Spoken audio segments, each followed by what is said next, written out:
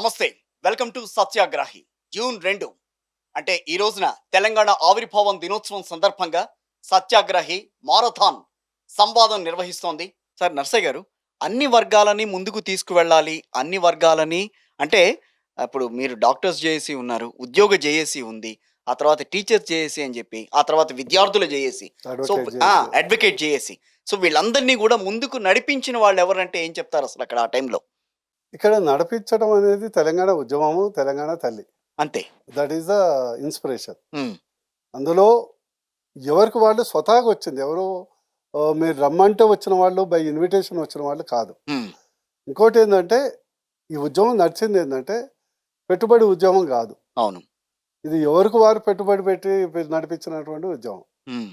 Second ఏంటంటే, ఇది ఆకాంక్షలతో డూ ముడిపడ్డ or die do or die అన్న. ఉద్యమం. నా తెలంగాణ జీవిత వచ్చుడో వచ్చడో సచ్చడో సచ్చుడో మళ్ళీ లేదా మా నేను జీవిత కాలంలో తెలంగాణ చూడాలి. తెలంగాణ వల్ల నాకేమొస్తుంది, తెలంగాణ వల్ల నాకు వస్తుంది, ఆ నీళ్లు నిధులు నియామకాలు అనేది ఒక నినాదం. That's a different thing. అందులో నేను బాగుపడతానా నష్టపడతానా అనేది సమస్య కూడా కాదు. తెలంగాణ రావాలి, మన పరిపాలన, ఆత్మ గౌరవం, స్వపరిపాలన అనేది. స్వపరిపాలన. అంటే ఇవన్నీ డిస్కషన్లు, నిధులు నియామకాలు ఇవన్నీ ఒక ఎత్తు. బట్ ఫండమెంటల్ ఏంటంటే నా తెలంగాణ ఎట్లయితే భారతదేశం మామూలు వ్యక్తి కూడా పాల్గొండు, అందులో ఏమైనా క్యాలిక్యులేషన్ చేసుకుంటారు. అసలు మామూలు ఉద్యమాన్ని పార్టిసిపేట్ చేయడం, నా తెలంగాణ నా భారతదేశాన్ని స్వతంత్ర దేశంగా నేను చూడాలి. రైట్. నా తెలంగాణని స్వతంత్ర తెలంగాణ, మా పరిపాలన మేము చెయ్యాలి. అందులో ఫీల్ అయ్యేటోడు రేపు పరిపాలన ఉంటాడా లేదా అనేది డిఫరెంట్ థింగ్. ఈ సందర్భంలో నాకు బాగా గుర్తున్నది ఏంటంటే, ఈ మన శ్రీకృష్ణ కమిటీ ఉంది కదా, శ్రీకృష్ణ కమిటీ రిపోర్ట్. చాలా ఫన్నీ సిచ్యువేషన్. ఆ రోజు అక్కడ ఎగ్జిబిషన్ మన ఈ అసెంబ్లీ పక్కన ఉండే జూబ్లీ హాల్, అవును. దాంట్లో పెట్టారు. చాలా ఆ టైంలో చాలామంది ఎస్సీ ఎస్టీ బీసీ సంఘాలు ఉంటాయి కదా, కుల సంఘాలు, బీసీ సంఘాలు, వాళ్ళందరిలో ఒక తపన నాకు కూడా ఉండే. అంటే ఉమ్మడి ఆంధ్రప్రదేశ్లో సబ్బండ వర్గాలు న్యాయం జరగట్లేదు, తెలంగాణ చిన్న రాష్ట్రాల్లో చిన్న కులాలకు న్యాయం జరుగుతుందని ఒక ఆలోచన ఉంది. ఓకే. అయితే శ్రీకృష్ణ కమిటీ, మీ డాక్టర్స్ కమిటీ తరఫున మా ప్రెజెంటేషన్ ఇవ్వటానికి మేము పోతే చాలామంది మన ఎస్సీ సంఘాలు, ఎస్టీ సంఘాలు, బీసీ సంఘాలు వాళ్ళందరి ఆయన ముందర మేము వింటున్నాం ఆవేశంతో. సార్ ఎందుకు ఆయన అడిగారు, తెలంగాణ మీకెందుకు రా భయ్, మీకేమొస్తుంది, వై యూ వాంట్ తెలంగాణని. ఆంధ్ర పాలకులు ఒత్తిళ్ళు ఉండేవి ఆ టైంలో, అంటే వాళ్ళు మాట్లాడే విధానం. శ్రీకృష్ణ గారు వాళ్ళ committee okay okay justice committee అడిగితే, వీళ్ళు తెలంగాణ వస్తే మాకు రాజ్యాధికారం వస్తాం, మేము ఎమ్మెల్యేలు అవుతాం, మేము మంత్రులు అవుతాం, మా పెట్టుబడి మాకు వస్తుంది, మేము ఇదైతే మందికి ఆవేశంలో ఉంటాయి కదా, ఇవన్నీ చెప్పడం జరిగింది. అయితే ఆయన ఒక మాట అన్నారు, మీకు ఒకటి చెప్తా వినండి, తెలంగాణ వచ్చినా కూడా మీకు అధికారం రాదు. నేను విన్నా దానికి సాక్షి శ్రీకృష్ణ జస్టిస్ కృష్ణ గారు, అధికారం అడుక్కుంటే రాదు, అధికారం తెలంగాణ చిన్న రాష్ట్రం అయితే రాదు, అడుక్కుంటే రాదు, ఎవరికి రాదు అని స్పష్టంగా చెప్పేయటం జరిగింది సంఘాలందరికీ. ఏదైతే సబ్బండ వర్గాల సంఘాలు ఎస్సీ ఎస్టీ బీసీ సంఘాలు, అది నాకు ఒక మైండ్లో ప్రింట్ అయింది. ఆయన ఒకటే ఉపదేశం నాకు, ఎప్పుడైతే భగవద్గీత శ్రీకృష్ణుడు కురుక్షేత్రంలో అర్జునుడికి చెప్పినట్లు, మీరు పోరాటం చేసి అధికారం తెచ్చుకోవాల్సిందే కానీ తెలంగాణ రాగానే మీరు దళితులు సీఎంలు అవుతారు, ఈ బీసీలు సీఎం మంత్రులు అవుతారు అనుకుంటే కలలని చెప్పడం, అదే తెలంగాణ వచ్చిన తర్వాత నిజమైంది. తెలంగాణ అనేది మీరు అన్నారు కదా శాంతియుతంగా జరిగింది. తెలంగాణ నిజంగా చెప్పాలంటే సామ దాన భేద దండోపాయాలు ఉపయోగించడం జరిగింది. సరే, అవన్నీ మేము ఎక్స్పెక్ట్ చేయలేం. అవును. మేము డాక్టర్గా ఉన్నప్పుడు కూడా అనేక వైలెంట్ మూమెంట్స్ కూడా జరిగినాయి. అంటే ప్రాణ నష్టం కాదు, ఓకే, ప్రాణ నష్టం లేని వైలెంట్ మూమెంట్స్ కూడా చాలా చేయాల్సి వచ్చింది. ఓకే. అది బహిర్గతంగా మనం చెప్పలేము చాలా సందర్భాలు. అవును. అండ్ మీరు అన్నట్లు కాంగ్రెస్ పార్టీ కేవలము పొలిటికల్లే కాకుండా జేఏసీతో కానీ చాలామందికి తెలవకుండా చేసినటువంటి అనేక పరిణామాలు తెలంగాణకు కంక్లూడ్ కావడానికి కూడా ఉపయోగపడ్డాయి. మీరు చెప్పినట్లు ఉద్యమం అనేది ఒక ఎత్తు, వెనుక నడిపించి వివిధ సెక్టర్స్తోని మేము చాలా సందర్భాలు చెప్పలేదు. ఇప్పుడు రైలు రోకో ఉద్యమం అయినప్పుడు జరిగిన పరిణామాలు మీకు కనిపించవు. దానికి ఎంతోమంది మీరు ఊహించరు ఫలానా వ్యక్తులు అలాంటివి కూడా చేస్తారు అని. కానీ తెలంగాణ రావాలనే కోరికతోనే భగత్ సింగ్ పాత్ర వహించినారు కొందరు, ఆత్మాహుతి చేసుకున్న వాళ్ళు సూసైడ్ బాంబర్స్ అయ్యారు కొందరు, శాంతియుతంగా కొందరు చేశారు. మేము డాక్టర్ వృత్తిగా చేసినాము. అంటే దెబ్బలు తగిలిన వాళ్ళకు, బుల్లెట్ ఇంజరీ అయిన వాళ్ళకు ఉద్యమకారుడిగా చేశాము. ప్లస్ ఢిల్లీ లెవెల్లో చాలా చేశాము, గల్లీ లెవెల్లో కూడా చేయటం జరిగింది. అంటే ఇది సమిష్టి కృషితోనే రావటం జరిగింది. ఎవరు వెనకాల లేరు మీ వెనకాల? నడిపించిన వాళ్ళు ఎవరు లేరా? ఇది ఎవరికి వాళ్ళు, ఎవరికి వాళ్ళు? ఎవరికి తెలియకుండా కూడా చాలా చేసి మ్హూ. మీరు అనుకుంటొచ్చు. ముందుండి నడిపించారు ఆ, ఎవరు? ఒక సింగిల్ ఎజెండాతో పోయింది కాదు.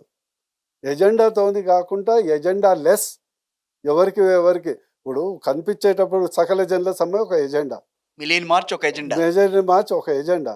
అది ఒక వ్యక్తి తీసుకున్నటువంటి ఎజెండా కాదు. మిలియన్ మార్చ్లో ఎవరో చెప్పి పలానా మిలియన్ మార్చ్ అయినప్పుడు అక్కడ పక్కన ఉన్న ఫంక్షన్ హాల్లో పెళ్లి రూపంలో వచ్చి అటాక్ చేయడం జరిగింది. మేము అంబులెన్స్ పేషెంట్ల రూపంలో రావటం జరిగింది. కొందరు పడవల్లో రావటం జరిగింది. ఇవన్నీ ఎవరికి వారికి. ఫర్ ఎగ్జాంపుల్ అసెంబ్లీ ముట్టడి అయినప్పుడు మేము ఒక 24 hours అసెంబ్లీ ముందల లతీఫ్ ఖాన్ బిల్డింగ్ పైన ఒక హోటల్ ఉంటే 24 hours దాంట్లో 100 మంది దాక్కొని ముట్టడి చేయటం జరిగింది. రైట్. సో ఇట్లా ఏంటంటే అనేక రకాలుగా చేయటం వల్ల తెలంగాణ వచ్చింది. డెఫినెట్లీ ఏంటంటే వచ్చిన తెలంగాణను ఒకటి డెమోక్రటిక్, అది పూర్తి స్థాయిలో కాలేదు, ముందు కావాల్సిన అవసరం ఉంది. డెవలప్మెంట్ యాంగిల్లో కొంత జరిగింది, ఇంకా ఇంకా జరగాల్సి- పూర్తిగా జరగాల్సిన అవసరం ఉంది. సోషల్ డెవలప్మెంట్ పూర్తిగా కాలేదు, ఉల్టా అయిపోయింది. సోషల్ ఏదైతే ఈక్విటీ ఉందో అది ఉల్టా అయిపోయింది. సామాజిక తెలంగాణ సాధ్యమా? సామాజిక తెలంగాణ అనేది అది కళ్ళ అయిపోయింది. ఓకే. అది కావాల్సింది. కొన్ని పథకాలు కూడా ఏంటంటే ఫ్యూడలిస్టిక్ పథకాలు కూడా అయిపోయినాయి, అది మళ్ళీ పోవాల్సిన అవసరం ఉంది. బట్ ఓవరాల్గా ఏంటంటే తెలంగాణ రావటం మంచిదైంది. తెలంగాణ ఈరోజు ఇన్స్పైట్ ఆఫ్ అన్నీ నెగిటివ్ ఉన్నా, ఇప్పుడు ఒక మెడిసిన్ ఇచ్చినప్పుడు సైడ్ ఎఫెక్ట్స్ ఉంటాయి, మ్. అట్లనే దీంట్లో కూడా అన్ని గుడ్ ఎఫెక్ట్స్ ఉండవు కదా. ప్రకాష్ గారు, దశాబ్దాల పాటు జరిగిన ఈ ఉద్యమంలో అణిచివేత అనేది కనిపించింది. ఇన్ని రకాలుగా అణిచివేతలకు గురైనా సరే ఏదో రకంగా ఉద్యమం ముందుకు నడుస్తూనే వచ్చింది. సో అణిచివేతలు ఎక్కడొచ్చినాయి, ఏ రకంగా వచ్చినాయి, రాజకీయ ఒత్తిళ్ళు వచ్చినాయా, దాన్ని ఏ రకంగా చూడాలని అంటారు ఇక్కడ? 52లోనేమో కావాలనే అది చంపడం, 8 మందిని చంపేశారు సిటీ కాలేజ్ దగ్గర రిజిస్ట్రేషన్. అది బురుగుల రామకృష్ణారావు గారే ముఖ్యమంత్రి, తెలంగాణ ముఖ్యమంత్రి. మ్. కానీ ఆ ఎజిటేషన్ను పోలీసుల ద్వారా అణచివేశారు. అప్పుడు ఉద్యమం వెనక్కి వెళ్ళిందా? ఉద్యమం ఆగిపోయింది. ఆగిపోయింది. అయితే తాత్కాలికంగా మళ్ళీ 54, 55లో ఫజల్ అలీ కమిషన్ వేసిన తర్వాత అంతకు 100 రెట్లు వచ్చింది. మ్మ్. కానీ అప్పుడు ఏంటంటే నెహ్రూ గారు ఒక డిసిషన్ తీసుకున్నారు, ఈ కాల్పులు జరిగినాయి కానీ ఎవరిని చంపలేదు. ఓకే. అట్లా ఒక్క డెత్ కూడా మనకు కనబడదు. బట్ ఎజిటేషన్ మామూలుగా రాలే, చాలా తీవ్రంగా వచ్చింది. అయితే మన తెలంగాణకు ఒక బ్యాడ్ ప్రెసిడెంట్ ఏంటంటే 150 సంవత్సరాల్లో అనేక ఉద్యమాలు వచ్చినాయి, రక్తసిక్త ఉద్యమాలు వచ్చినాయి, Yes. కానీ అన్ని విఫల ఉద్యమాలే. 150 సంవత్సరాల ఏ ఉద్యమం విజయవంతం కాలే. అయితే తెలంగాణ వాళ్ళల్లో ఎట్లుంటుందంటే ఆవేశం ఒక్కసారి తారస్థాయికి పోతుంది, అది పడిపోయిందంటే పాతాళానికి పడిపోతారు. మళ్ళీ దాన్ని పైకి తీసుకురావడం కష్టం. అసలు ఇక ఏ ఉద్యమకారుడు రాయలేదు, ఏ నాయకుడు రాయలేదు, జయశంకర్ లాంటి వాళ్ళు రాయలేదు, ఎవరు రాయలేదు. మ్. అదొక బ్యాడ్ ప్రెసిడెంట్ తెలంగాణకి. మళ్ళీ నేను కోదండరామ్ సార్ మేమంతా ఈ ఉద్యమం తర్వాత మేము తెలంగాణ సిలబస్ల చరిత్ర పెట్టారు కాబట్టి తప్పనిసరిగా రాయాల్సి వచ్చింది. మేము కూడా అట్లే ఉంది. మేము ఉస్మానియా విద్యార్థులు ఇన్ని ఉద్యమాలకు 1938 వందే మాతర ఉద్యమం నుంచి ఉస్మానియా ఉద్యమాలు ఉన్నాయి, అంతకంటే ముందు కూడా నిజాం టైంలో కూడా వచ్చినాయి. మ్. ఏ ఒక్కరు ఆ ఉద్యమాల గురించి రాయలేదు. 69 ఉద్యమం మీద ఒక ఆదిరాజు వెంకటేశ్వరరావు గారు రాసిన కొన్ని తప్పులతో ఉన్న పుస్తకం తప్ప ఏది లేదు. ఆయన రిపోర్టింగ్ లాగా రాశాడు. శ్రీధర్ రెడ్డి గారితో శ్రీధర్ రెడ్డి రాసింది అది ఎక్కడ అందుబాటులో కూడా లేదు. thesis ఉంది, అది థీసిస్ ఎక్కువ రాశారు, circulation లో ప్రింట్ లేదు. కూడా చేయలేదు కదా సార్. అది చేశారు. ఏమో అది ఎక్కడ కూడా ఆయన థీసిస్ రాయొచ్చు, ఎందుకంటే ఆయన అప్పటి నాయకుడే. బట్ నేను ఆయన అడిగినా కూడా ఆయన నాకు ఇవ్వలేదు, నీకెందుకు ఇవ్వాలన్నాడు. అంటే నేను బుక్ రాస్తున్నా సార్, మీది కోట్ చేస్తా అంటే కూడా పత్రికలు ఎత్తుక్కో అన్నాడు. మ్. సరే ఏదేమన్నా కానీ ఎవరు రాయలేదు, ఇదొక లోపం. దానివల్ల చాలా విషయాలు మనకు తెలియకుండా పోయినాయి. 54 ఉద్యమం కూడా అటువంటిదే, ఆ ఉద్యమం గురించి ఎవరు రాయలేదు. తర్వాత వచ్చిన పొలికేక ఉద్యమం మీరు అన్నారు. పులికేక. ఇదేందంటే 65, 66లో. అదే 65, 66 కాదు. అంతకంటే ముందు కూడా 58లో చెన్నారెడ్డి గారే స్వయంగా లేపాడు. మీరు ఆ పెద్ద మనుషుల ఒప్పందాన్ని అమలు చేయట్లేదని వందే మాతరం రామచంద్రరావు గారు వీళ్ళందరూ కలిసి తెలంగాణ మహాసభ పెట్టారు అప్పుడు 58లో. దాని గురించి ఎక్కడ కూడా లేదు. నేను వెతికి వెతికి రాయాల్సొచ్చింది. తర్వాత కాలంలో కూడా 68లో ఈ ఇగ్నైట్ చేసిన వాళ్ళల్లో ఒక పేరుండే. అది మొన్న మేము రాసేదాకా ఎవరికీ తెలవదు. కొలిశెట్టి రామదాస్ గారు. మొదటిసారి తెలంగాణ ఉద్యమాన్ని ఇల్లందులో ఈ పొలికేక అని అన్నారు కదా మీరు. అది రాజు చేసింది 68లో కొలిశెట్టి రామదాసు, ఓకే. కేఆర్ ఆమోస్ వాళ్ళిద్దరికి దక్కుతుంది. ఇదే మలిదశ ఉద్యమాన్ని రాజేసింది people's war. First political party తెలంగాణకు మద్దతుగా ఒక డాక్యుమెంట్, తెలంగాణ ఎట్లుండాలి, తెలంగాణకి ఏం కావాలి, ప్రత్యేక రాష్ట్రం అయితే తప్ప ఈ ప్రాంతానికి అభివృద్ధి జరగదు అని చెప్పింది జూన్ 1, 1997 పీపుల్స్ వార్ గణపతి నాయకత్వాన. తెలంగాణ ఉద్యమాన్ని ఎట్లా చూడాలంటే మొదటి నుంచి మనం చూసినట్టయితే ముల్కే అనేది ప్రధానమైన ఎస్. ఇదొక దండ అనుకుంటే, తెలంగాణ ఉద్యమాలన్నీ కూడా ఒక దండలో బంతిపూలు అనుకుంటే ఉమ్. దారం అనేది ముల్కి. అది మీకు నిజాం 1919 ఫర్మానా దగ్గర నుంచి ఈ 6 సూత్రాల పథకం కానీ, తర్వాత గిరిగిలాని కమిషన్ రిపోర్ట్ కానీ, 2014లో 14Fకి వీరే స్టార్ట్ చేశారు. అక్కడి దాకా కూడా తెలంగాణ ఉద్యమాలన్నీ కూడా ఆ ముల్కి అనే దారం చుట్టూన్న బంతిపూలు. ముల్కీ ఆందోళనలకు కారణం కూడా అదేనా? ఉద్యోగాలే మెయిన్‌గా. అయితే ఇదొక నేపథ్యం. రెండవది ఏందంటే తెలంగాణలో తెలంగాణ ఉద్యమాన్ని మనం అర్థం చేసుకోవాలంటే తొలిదశ తెలంగాణ ఉద్యమం, మలిదశ మలిదశ తెలంగాణ తెలంగాణ ఉద్యమం, వయా విప్లవ ఉద్యమం. ఎందుకంటే ఎక్కడ తెలంగాణ ఉద్యమం ఆగిపోయిందో అక్కడ విప్లవోద్యమం మొదలైంది తెలంగాణలో. ఎక్కడ విప్లవోద్యమం ఆగిపోయిందో అక్కడ మళ్ళీ తెలంగాణ ఉద్యమం మొదలైంది. అప్పుడు తెలంగాణ ఉద్యమాన్ని విప్లవోద్యమంలాగా మలిచింది పీపుల్స్ వార్ నాయకత్వమే. పేరు వేరే ఉండే అప్పుడు. ఇక లాభం లేదు, సంవత్సరానికి 1000 మందిని చంపేస్తున్నారు, ఇక మనం ఈ పద్ధతిలో పోతే ముందుకు పోదు, మళ్ళీ తెలంగాణ స్టార్ట్ చేయాలన్నది కూడా పీపుల్స్ వారే. అంటే తొలిదశ మలిదశ ఉద్యమానికి ఆ గ్యాప్ ఏదైతే ఉన్నదో అది విప్లవోద్యమంగా మనం చూడాలి. ఇలా చాలా విషయాల మీద మనకేంటంటే కొంత ఇప్పటి సమాజానికి, ఇప్పటి జనరేషన్ చెప్పాల్సిన అవసరం ఉంది. ఇప్పుడు స్వాతంత్రోద్యమంలో ఆత్మహత్యలు లేవు. ఎందుకు లేవు అంటే ఒక వెంటిలేషన్ అది. ఆవేశపరులకు ఓ భగత్ సింగ్ ఉన్నాడు, భగత్ సింగ్ ఇచ్చిన బాట ఉంది, ఓ సుభాష్ చంద్రబోస్ ఉన్నాడు, వెంటిలేషన్ ఉండే. మలిదశ తెలంగాణ ఉద్యమంలో వెంటిలేషన్ లేదు. ఇక్కడే ఉన్నారు కోదండరామ్ గారు, జేఏసీ నాయకులు. అంటే ఒక 4-5 పాయింట్లు చెప్తాను, లేదు ఒకటి. వెంటిలేషన్ ఎందుకు లేదు? తెలంగాణ తొలిదశ ఉద్యమాన్ని స్టడీ చేసినప్పుడు హింస వల్ల నాయకత్వాన్ని జైలుకు పంపి దాన్ని అణిచేశారు. కాబట్టి కేసీఆర్ గారు ఎట్టి పరిస్థితుల్లో హింస రావద్దని కోరుకున్నాడు, కోదండరామ్ గారు కూడా హింస రావద్దని కోరుకున్నారు. కానీ ఆవేశం ఉన్న యూత్కి ఏం చేయాల్సి ఉండే? దాని మీద చర్చ జరగాలి.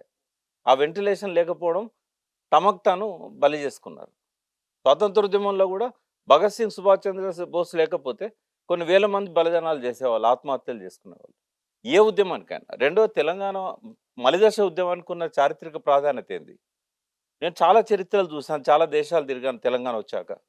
ఏ దేశంలో కూడా తెలంగాణ మలిదశ ఉద్యమం లాంటి ఉద్యమం ఏ దేశ చరిత్రలో లేదు. మన దేశంలో అస్సలే లేదు. ఏంటి దాని ప్రాధాన్యత అంటే యూనిఫైడ్ లీడర్షిప్.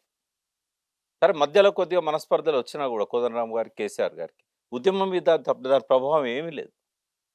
ఆయన వద్దన్నట్టు మిలియన్ మార్చ్ ఆగలేదు. ఆ తర్వాత వారికి వీరికి మధ్యలో ఉద్యమానికి సంబంధించిన ఎటువంటి డిస్ట్రప్షన్ జరగలేదు. యూనిఫైడ్ లీడర్షిప్ ఇది ఎక్కడా కనబడదు, మనకి ఏ దేశ చరిత్రలో కనబడదు.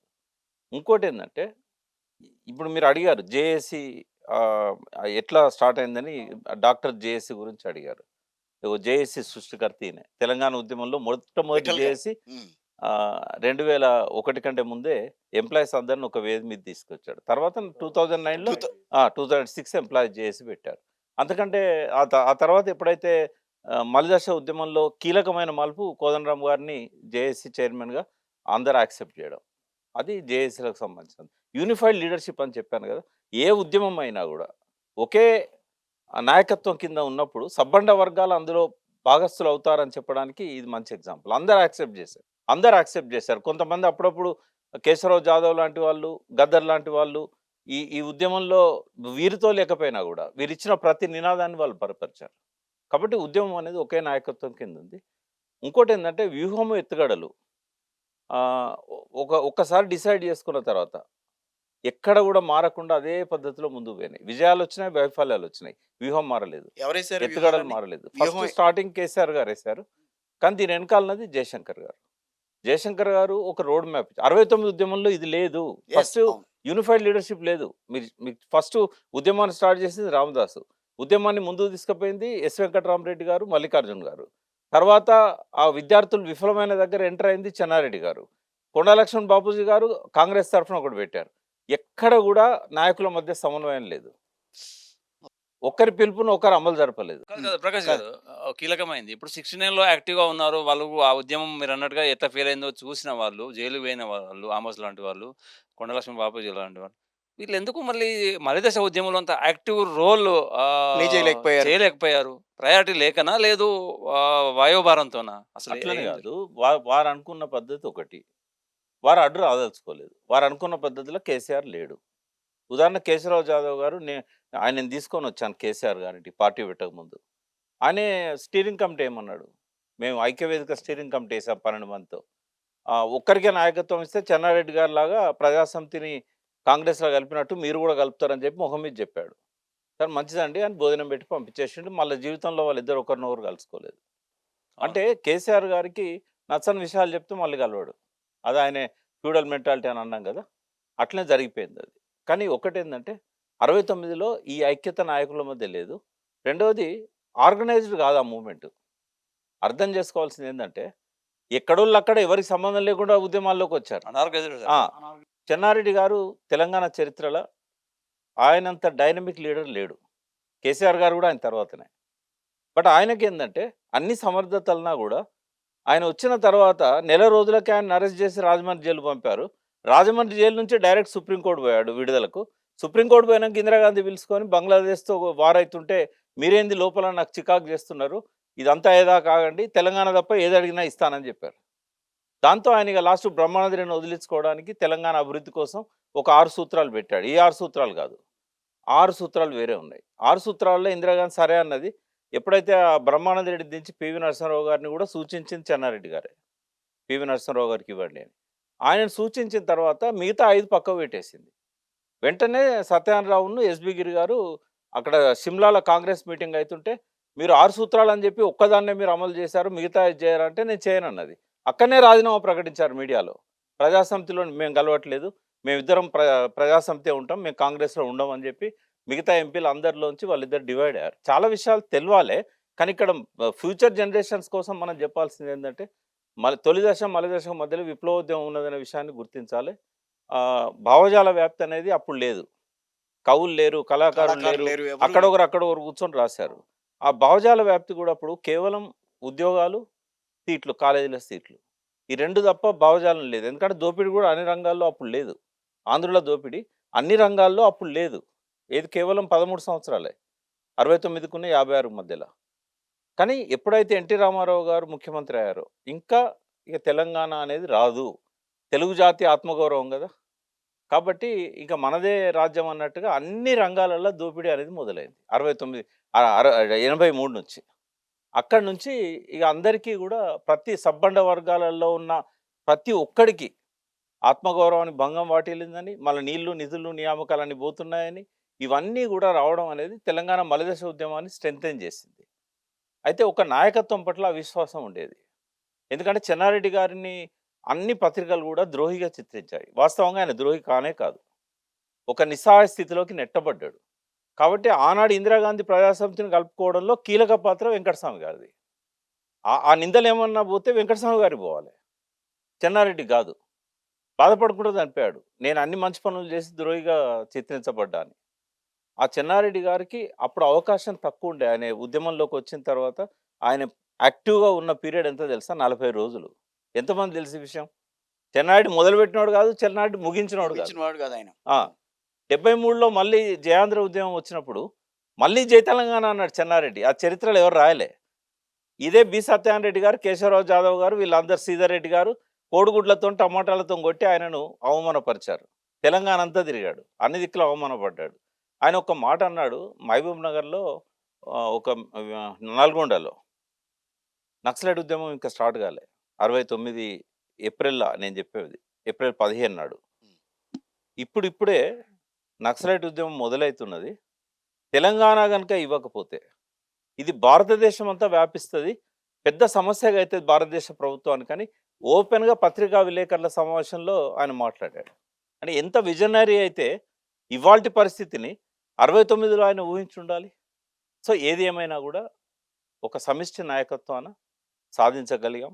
ఒక విషాదం ఏంటంటే ఆత్మహత్యలు, దానికి కూడా ఏంటంటే శాంతియుతంగా పోవాలనే ఒక కారణం వల్ల అది జరిగింది.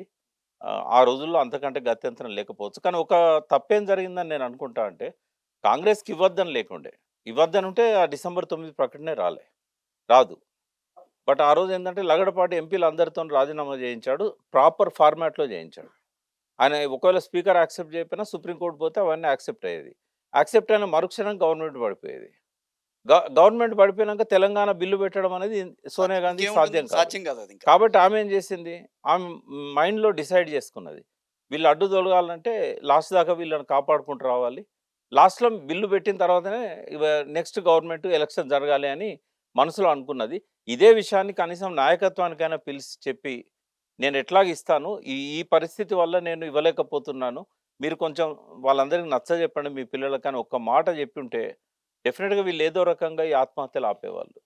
అది ఒక లోపం అయితే జరిగింది. చెప్పండి సార్.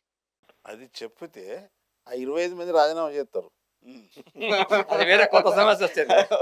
ప్రభుత్వం పడిపోద్ది వీరన్నాడు. ఇంటర్నల్ ఇంటర్నల్ చెప్పినా నేను ఎక్స్టర్నల్ మాట్లాడు బయటకు వచ్చి రాజకీయాలలో రహస్యంగా భేటీ అవుతారు, బయటకు వచ్చి ఆశీస్సులు ఓపెన్ చెప్పాల్సి వస్తుంది. సీక్రెట్ ఉత్తరే. సీక్రెట్ అనేది మన ఇద్దరం మాట్లాడుకున్నప్పుడు లోపల బయటకు వచ్చినా కొందరు నాకు ఆశీస్సులు ఇచ్చి చెప్పడం ఊడేనే. ఆ రోజు ఇందిరాగాంధీ ఎందుకు ఇవ్వలేదు, ఇంతమంది చనిపోయినా కూడా 369 మంది చనిపోయినా 68 ఎందుకు ఇవ్వలేదు? రెండు కారణాలు. ఒకటి ఏంటంటే కోయలేషన్ గవర్నమెంట్ కాదు. ఆనాడు 71 పార్లమెంట్ ఎన్నికల్లో 518 స్థానాలకు ఎన్నిక జరిగింది. ఆ రోజు 521 స్థానాలు పార్లమెంట్లో ఉండే, 3 నామినేటెడ్. 518లో 352 కాంగ్రెస్ పార్టీ బంగ్లా వార్ వల్ల వచ్చినాయి. కాబట్టి ఆమెకు ఎటువంటి భయం లేదు. ఇక్కడ తెలంగాణలో ఎంతమంది ఎంపీలు 11 మంది గెలిచిండ్రు, 10 మంది గెలిచిన నాకేం నా గవర్నమెంట్ అయితే పడగొట్టలేరు వీళ్ళు. రెండవది ఏంటంటే నిజాం యునైటెడ్ నేషన్స్లో ఇది ప్రత్యేక దేశము, మా దేశం మీద భారతదేశం దాడి చేసిందనే కేసు పెండింగ్ ఉంది ఆడ. కాబట్టి మళ్ళీ హైదరాబాద్ స్టేట్ అనేది హైదరాబాద్ పేరుతో తెలంగాణ ఉన్నట్టయితే ఏదో ఒక రోజు అది పాకిస్తాన్ ప్రతి మీటింగ్లో పెడుతున్నది దాన్ని. ఇప్పటికి కూడా ఐజాన్ టుడే పాకిస్తాన్ గవర్నమెంట్ ప్రతి ఎజెండాలో దాన్ని ఇంక్లూడ్ చేస్తున్నది, కానీ దాని మీద చర్చ జరగట్లేదు. అది ఎక్కడ తీస్తారో అని హోమ్ సెక్రటరీ ఇందిరాగాంధీని వార్న్ చేయడం వల్ల ఇద్దామనుకొని హైదరాబాద్కి వచ్చి కూడా ఆమె ఫ్లైట్లో వచ్చేటప్పుడు ఈ సంగతి చెప్పాడు. తొక్కరావు గారు సాక్ష్యం. ఆయన చెప్పడంతో ఆమె రివర్స్ అయింది, వచ్చింది ఏదో అందరితో మాట్లాడింది, వెళ్ళిపోయింది. వాస్తవంగా ఆ రోజు 70 మంది ఫైరింగ్లో హైదరాబాద్లో చనిపోయారు. ఆమె వచ్చింది మే 4 రోజు ఇక్కడ హైదరాబాద్కి వచ్చింది. అప్పటికి 3 రోజుల్లో 70 మంది హైదరాబాద్లో చనిపోయారు. అంటే శవాలు 70 మంది దొరికినాయి. ఇంకెంతమంది చనిపోతే వాళ్ళని రహస్యంగా పోలీసులు ఖననం చేశారు అని తెలియదు మనకి. బట్ ఆ రాత్రి ఆమె ఇక్కడికి వచ్చి ఇద్దామనుకున్నది ఫ్లైట్లో హోమ్ సెక్రటరీ చెప్పడంతో తెలంగాణ రాకుండా పోయింది. రైట్. విఠల్ గారు, మీ అంటే మలిదశ ఉద్యమంలో మీ అనుభవాలు, అసలు ఏం జరిగింది, అసలు దానికి ఎవరు నాయకత్వం వహించారు? జేఏసీకి ముందు కోదండరామ్ గారి నాయకత్వం వహిస్తే ఆ తర్వాత కోదండరామ్ గారిని కాదని మీరేమన్నా ముందుకు స్టెప్స్ తీసుకునే పరిస్థితి ఏమన్నా వచ్చిందా? కేసీఆర్ గారి ప్రోద్బలం ఎంతవరకు ఉంది వీటన్నిటిని కూడా ఏకతాటి మీద నడిపించాలని చెప్పి? దాని మీద ఏం చెప్తారు అసలు ఆ విషయంలో? మలిదశ ఉద్యమంలో తెలంగాణ ఉద్యమం కొంత డెమోక్రట్ అయింది. కారణం ఏంటంటే ఇంతకుముందు ప్రకాష్ గారు చెప్పినట్టు 69లో డిఫరెంట్ పార్శ్వాలుగా జరిగినట్టు ఎవరికి వారు నడిపించినట్టు ఉద్యమానికి కొంత పొలిటికల్ అంటే 69లో కూడా తెలంగాణ ప్రజాసమితి ఉన్నప్పటికీ కూడా అన్ని ఆ రోజుల్లో ఉన్నటువంటి ఉద్యోగ వర్గాలు కావచ్చు, అప్పుడు పార్టిసిపేట్ విద్యార్థి వర్గాలు ఒక వేదిక మీదకి వచ్చే ప్రయత్నం ఇప్పుడు జరగల. 2001 తర్వాత అంటే 1996, 97 ఆన్వర్డ్స్ ప్రకాష్ అన్న లాంటి కోదండరామ్ సారు, జయశంకర్ సారు అనేక సభలు సదస్సులు తెలంగాణ వ్యాప్తంగా తిరిగినప్పటికీ కూడా తెలంగాణ 2001లో రాజకీయ పార్టీ ఆవిర్భవించింది. అవును, 2001 తెలంగాణ టీఆర్ఎస్ అనేది వాళ్ళకి తెలంగాణ రాష్ట్ర సమితి. What ever the reason, KCR గారు టీడీపీ నుంచి బయటకు వచ్చి తెలంగాణ రాష్ట్ర సాధన కోసం దానికి ప్రోదలం చాలా ప్రకాష్ అన్న కావచ్చు, జయశంకర్ కావచ్చు, పార్టీ పెట్టకన్నా ముందు మేము వారికి వ్యక్తిగతంగా కలవడం అనేక సందర్భంలో మాట్లాడడం జరిగింది కోదండరామ్తో సహా. కానీ ఒక పార్టీ అయితే ఆవిర్భవించింది. అంటే పార్టీ ఎప్పుడైతే ఆవిర్భవించిందో ఒక రాజకీయ ప్రక్రియ, రాజకీయ ప్రస్థానం అనేది ప్రారంభమైంది. ఆ టీఆర్ఎస్ పార్టీ పెట్టకన్నా ముందు తెలంగాణ వాతావరణం వేరు, టీఆర్ఎస్ పార్టీ పెట్టిన తర్వాత తెలంగాణ వాతావరణం. అంతకన్నా ముందు మాలాంటి వాళ్ళం ఎక్కడ, మేము చాలాసార్లు వరంగల్ పోయేది, కరీంనగర్ పోయేది, ఆదిలాబాద్ పోయేది, మమ్మల్ని నక్సలైట్లుగా చూసేది. తెలంగాణ ఉద్యమం, తెలంగాణ అన్నోడు నక్సలైట్. ఆ రోజుల్లో 2001 కన్నా ముందు ఎవరు తెలంగాణ అంటే వీళ్ళు తీవ్రవాదులు, నక్సలైట్ అంటే ఉద్యమం చేసేవాళ్ళు తీవ్రవాదులు అదే కోణంలో అంతేగా? చూసేది. అదే కోణంలో కనిపించేది ఎందుకు అట్లా అదే కోణంలో అనుకున్నారు? చూసేది. ఎందుకు అట్లా అనుకున్నారంటే నినాదం ఇచ్చింది పీపుల్స్ వార్. ఎగ్జాక్ట్ మొదటి పాట Yes. రాసింది గద్దరు. ఎగ్జాక్ట్. తర్వాత సంఘాలు పెట్టిన తెలంగాణ మహాసభ, జనసభ, నక్సలైట్ పార్టీలు. రైట్ మేము మేము ఆదిలాబాద్ లో ఒకసారి నేను ప్రెస్ కాన్ఫరెన్స్ పెట్టాను. ఆ ప్రెస్ కాన్ఫరెన్స్ దాదాపు 20-30 మంది పోలీసులు ఉన్నారు. ఆశ్చర్యం వేసింది. తెలంగాణ ఉద్యోగులుగా వేదికగా ప్రెస్ కాన్ఫరెన్స్ పెడితే ఎప్పుడు పార్టీ పెట్టకన్నా ముందే అప్పట్లో ఆ వాతావరణం ఉండే. మీడియాలో ఎక్కడ తెలంగాణ పదాన్ని వాడేవాళ్ళు కాదు. Just impossible. నేను చాలాసార్లు అప్పట్లో, ఇప్పుడు కూడా ఈనాడు పేపర్లో చూస్తే ఒక వెనుకబడిన ప్రాంత నాయకులు ప్రెస్ కాన్ఫరెన్స్లో మాట్లాడిరంటారు తప్ప తెలంగాణ ఉద్యమ నాయకులు అనే పదం వాడేది కాదు. ఎందుకంటే అది నిండు శాసనసభలోనే తెలంగాణ పదాన్ని వాడొద్దని ఆ రోజులు ఉన్నటువంటి స్పీకర్ యనమల రామకృష్ణుడు అనుకుంటా. అట్లాంటి వాతావరణం నుంచి ఒక తెలంగాణ రాష్ట్ర సమితి ఏర్పడడం, ఆ తెలంగాణ రాష్ట్ర సమితి ఒక రాజకీయ పార్టీగా ఏర్పడిన తర్వాత ఎస్ మనం కూడా తెలంగాణ గురించి మాట్లాడొచ్చు, తెలంగాణ సమస్యల పైన మాట్లాడొచ్చు, ప్రెస్ కాన్ఫరెన్స్ పెట్టవచ్చు, సభలు పెట్టవచ్చు, సమావేశాలు పెట్టవచ్చు అన్నటువంటి ఒక వేదిక దొరికింది. ఆ తర్వాతనే తెలంగాణ ఉద్యోగుల సంఘంగా మేము చాలాసార్లు అమౌంట్స్ తర్వాత ఎవరు కూడా అంటే ఒకటి విఠల్ గారు, ఉద్యమం పార్టీ కాస్త ఉద్యమాన్ని ముందుకు తీసుకెళ్తున్న వాళ్ళు కాస్త ఒక పార్టీ స్థాపించి ఆ పార్టీ పరంగా ముందుకు వెళ్దామన్న ఒక ఆలోచన Exactly. చేయటం అనేది అది ఈ వివాదాలన్నీ వస్తున్నాయన్న కారణంగానేనా, లేకపోతే వెనకాల ఏమన్నా ఉందా దానికి? నేను ఏమంటే రాజకీయ పార్టీ ఏ కోణంలో రాజకీయ పార్టీ పెట్టినప్పుడు వారి లక్ష్యం తెలంగాణ అయినప్పుడు ఏ రాజకీయాల అవసరాలు ఉన్నప్పుడు కూడా ఆ, ఒక స్పేస్ దొరికింది తెలంగాణ ఉద్యమానికి. దానికి ఒక చరిత్ర ఉంది. జయశంకర్ గారు ఏం చేశారంటే 99లో మేము జాదవ్ గారు, నేను, పాషం యాదగిరి మమ్మల్ని పిలుచుకొని ఇట్లా ఎంతకాలం పోయినా ప్రెస్ మీట్లలో మన స్టేట్మెంట్లు చూసుకొని సంతోషపడాలి తప్ప జనం కదలరు. జన సమీకరణ చేయాలన్నా దానికి అన్ని రకాల హంగులు, అనుభవాలు ఉన్న వ్యక్తులు రాజకీయ నాయకులే. ఈ సిద్ధాంతంలో అంతిమంగా ఏంది, బోధించు, సమీకరించు, పోరాడన్నాడు ఆయన. ఏది అంబేద్కర్. ఈయనేమన్నాడు, భావజాల వ్యాప్తి, ఆందోళన, రాజకీయ ప్రక్రియ. పార్లమెంట్లో బిల్లు పెట్టని తెలంగాణ రాదు. బిల్లు పెట్టాలంటే పార్టీ కావాలి. మీరు రాజకీయ నాయకులను పట్టుకుంటే 15 మంది దగ్గర తీసుకుపోయినాం జయశంకర్ సార్ను, జాదవ్ను. ఎవరు సిద్ధపడలే. లాస్ట్ కేసీఆర్ గారు ముందుకొచ్చారు. కాబట్టి పార్టీ పెట్టాలనే నిర్ణయం జయశంకర్ సార్. జయశంకర్ సార్ గారు చెప్పిందంటే చేశారు. ఆ రోజు జయశంకర్ సార్ చెప్పాడు కాబట్టే చేశారు. కేసీఆర్ గారు ఒక అంతే. పార్టీ పెట్టాలన్న ఆలోచన. ఆయన కన్విన్స్ అయ్యాడు. ఉమ్, అది పొలిటికల్ ప్రస్తావన. అక్కడ నేను తెలంగాణ నిదానానికి ఒక రాజకీయ వేదిక దొరికింది తెలంగాణ రాష్ట్రం. ఆ తర్వాత తెలంగాణ ఉద్యోగుల సంఘంగా మేము ఏర్పడడం, తెలంగాణ రచయితల వేదిక, విద్యావంతుల వేదిక, తెలంగాణ కోదండరాం గారు. విద్యావంతుల వేదిక వేదిక. 2004 మేము అందరం కలిసి అందులో కూడా భాగస్వామైనాం. తెలంగాణ రచయితల వేదిక, ధూమ్ధామ్ కార్యక్రమాలు, తెలంగాణ జర్నలిస్ట్ ఫోరంలు, yes. అట్లా చెప్పుకుంటూ పోతే ఒక 100-150 సంఘాలుగా ఎవరికి వాళ్ళు అస్తిత్వం కోసం తెలంగాణ నినాదాన్ని ఎత్తుకున్నారు. ఇవన్నీ మళ్ళీ అప్పటికి విడివిడిగానే ఉన్నాయి. మేము 136 సంఘాలుగా తెలంగాణ ఉద్యోగ సంఘాలు ఏర్పడ్డాం. వీళ్ళందరికీ 2001 సార్ డిపార్ట్మెంట్ వైజ్గా సంఘాలు ఉండే ఎవరికి వాళ్ళు. తెలంగాణ పేరు మీద మేము ఏర్పాటు చేసినాం. అన్నిటి 2006లో ఇవన్నీ సంఘాలు కలిసి ఎంప్లాయీస్ జాయింట్ యాక్షన్ కమిటీ కింద ఒక వేదికకి తీసుకొచ్చే ప్రయత్నం. ఇంతకుముందు ప్రకాష్ గారు చెప్పిన ఒక మొదటి ప్రస్థానం జేఏసీ, ఎంప్లాయీ జేఏసీ. అంతకుముందు ఎన్ఎంపీఎస్లు ఉండే. Telangana employee joint action committee 2006లో ఏర్పడ్డది. ఆ తర్వాత గిరిలాన్ అంటే అనేక ఉద్యోగుల సమస్యలు, మా సమస్యలు టీఎల్ కదా ఆ రోజుల్లో. మేము పిఆర్సీల గురించి కానీ టీఎల్ గురించి కానీ డిఎల్ గురించి అడగలే. సింగిల్ గా ఒకే ఒక నినాదం తెలంగాణ కావాలి. ఇలా కోసం ఏంటంటే ఎన్నడూ కూడా కేసీఆర్ గారు కానీ, కోదండరాం గారు కానీ ఓకే, మీరు సంఘాలు పెట్టండి అని ఎవరు చెప్పలే. వాళ్ళు సంఘాలు పెట్టుకొని వచ్చి కలిసారు. ఇది చరిత్రలో ఇది అరుదైన రికార్డ్. ఇది ఎగ్జాక్ట్ ఉద్యమానికి ఒక రాజకీయ ఇంకా పెట్టడానికి ఆయన డిస్కరేజ్ అవకాశం. అరే పార్టీ ఉంది, మీరే సంఘాలు పెట్టి విద్యార్థులను ఎన్నిసార్లు డిస్కరేజ్ విద్యార్థి సంఘాలని పెట్టనీయలేదు. వాస్తవం విద్యార్థి జేఏసీగా ఏర్పడని కూడా ఇష్టపడలేదు. ఎందుకంటే వాట్ ఎవర్ ద రీజన్, అక్కడ విద్యార్థులు ఉంటే వైలెన్స్ వస్తుందని భయం కావచ్చు, ఇంకేదో రీజన్ కావచ్చు. సో అనేక ప్రస్థానం 2009 వరకు ఒక కార్యరూపం దాల్చింది తెలంగాణ ఉద్యమం. 2001 నుంచి 2009 వరకు తెలంగాణ ఉద్యమం వేరు. 2.5 జిల్లాల ఉద్యమం అది. ఎగ్జాక్ట్. మళ్ళీ దాన్ని ఆ తర్వాత ఆ రకంగా తీసుకొస్తే చిదంబరం గారి మాట, అప్పటి వరకు ఉన్న ఐక్యతనంతా మీరు నేను దెబ్బతీస్తున్నారు. అట్లా అనట్లేదు. అది 2.5 జిల్లాల ఉద్యమమే. ఉద్యమం అన్నప్పుడు ఓకే, అలా మీరు ఒప్పుకుంటారా సార్? నేనేమంటున్నా, రాజకీయ పార్టీ భాషలో చెప్పాలంటే 2.5 జిల్లాలనే పార్టీ అనేది పటిష్టంగా ఉంది. ఏర్పాటు ఈ సంఘాలన్నీ ఏర్పడ్డాయి. Right. నేను అనేది అంటే పొలిటికల్ గా పొలిటికల్ ప్రకాష్ గారు చెప్పేది ఓకే. ఏంటంటే కుదరదు. ప్రకాష్ గారు చెప్పేది ఏంటంటే 2.5 జిల్లా ఎందుకు మాట్లాడినంటే టీఆర్ఎస్ పార్టీ కొడితే 2.5 జిల్లానే గెలిచింది. ఉమ్. నిజామాబాద్ కాదు, కరీంనగర్ కావచ్చు, అక్కడ మాత్రం ఇంకెక్కడ గెలవలే. చాలా సందర్భాలు చూసారా మీరు? తెలంగాణ పార్టీ పెట్టినాక మరి తెలంగాణ ప్రజలకి అవసరం లేదు తెలంగాణ నినాదాన్ని కూడా చాలా మంది ప్రచారం చేశారు. రంగారెడ్డి జిల్లాలో ఊరేగింపులు తీశారు తెలంగాణ వద్దని. ఇప్పుడు కానీ ultimate గా లాభపడ్డది వాళ్ళే. ఇవాళ ఉమ్. 1-2 కోట్ల ఎకరం కానీ వాళ్ళకి సంఘాలుగా మొత్తం తెలంగాణ వ్యాప్తంగా సంఘాలు ఉన్నాయి. పార్టీ రిజల్ట్ 2.5 జిల్లాలు ఉండొచ్చు, మరి తెలంగాణ నినాదం మాత్రం తెలంగాణ వ్యాప్తంగా ఉంది సంఘాలుగా. రైట్ కోదండరామ్ గారు, అసలు పార్టీ పెట్టాలన్న ఆలోచనకి తీసుకొచ్చింది ఎవరు? కేసీఆర్ గారిని. దాంట్లో మీ పాత్ర అప్పుడు ఎంతవరకు ఉంది? వాస్తవానికి 2 అంశాలు ఉన్నాయండి. మ్మ్. ఒకటి ఏంటంటే విపరీతమైన నిర్బంధం. మ్మ్. ఇందులో ఒక చిన్న సవరణ ప్రకాష్ గారు చెప్పిన దానికి. మొట్టమొదట తెలంగాణ ఏర్పాటు కోసం మాట్లాడిన వాళ్ళందరూ 69 ఉద్యమకారులు. అది అది కంటిన్యూ ఉంది. ఒక్క నిమిషం.